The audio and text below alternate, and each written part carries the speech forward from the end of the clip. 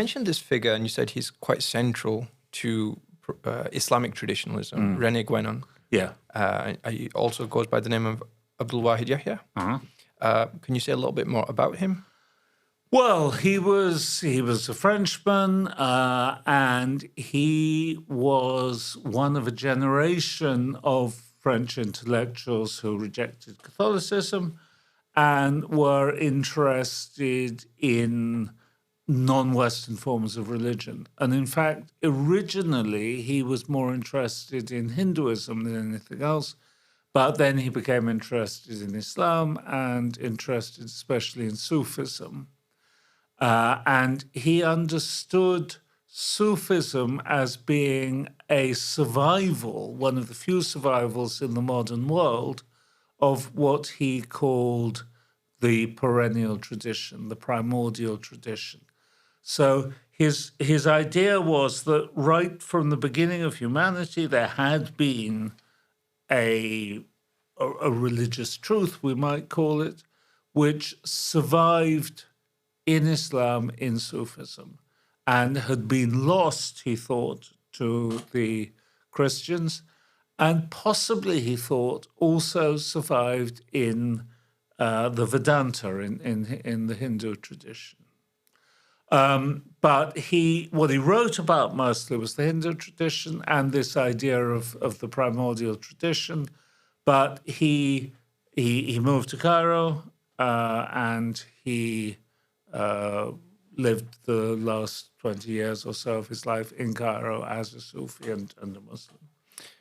So, in terms of his centrality to this movement, who does he influence? Why is his name relevant today? Yes, okay. So he influenced quite a lot of people, but the most important one was a Swiss man called Fridtjof Schuon, who became Sheikh Nuruddin. And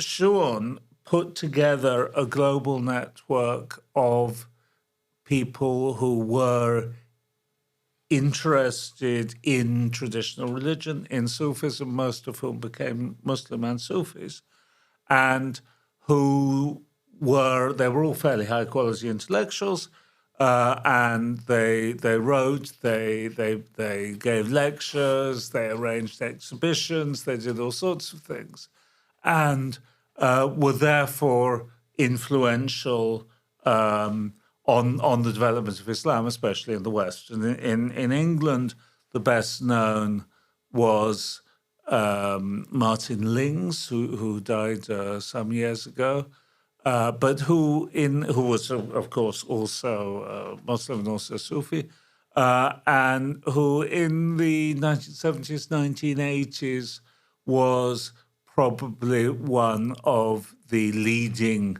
spokespersons for Islam in Britain. And then in the United States, there was Syed Hossein Nasr, still is Syed Hossein Nasr. He's getting on in years, but he's still around and he's still working. And he was, again, in the US, one of the main spokespeople for Islam.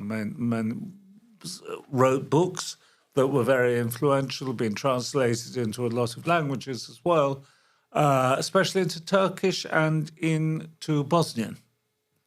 Yeah, I mean, many people will be familiar with the work of Nasr. Yeah.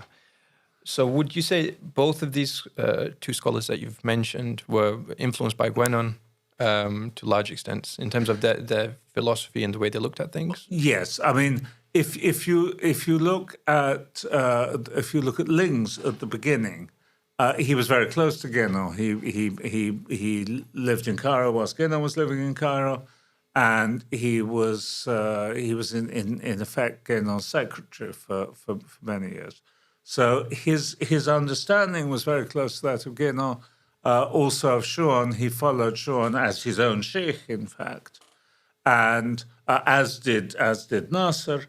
So their understandings are following very much in that tradition, okay, one could say. So just as a final question on that, would it be fair to describe them, and I don't know if this would be slightly controversial, but would it be fair to describe them as perennialists? Indeed, no, I think that's absolutely the case. I mean, if you read Schuon's most important book, for example, on the transcendent unity of religions, is very, very clearly perennialist.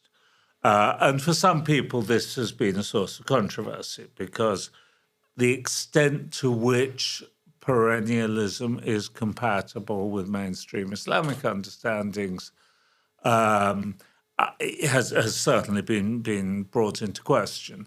And I think myself that it depends slightly how one is understanding perennialism, because I mean, in Islam, the religion of Sayyidina Adam was the original religion of humanity. So the idea that there is an original religion is completely Islamic.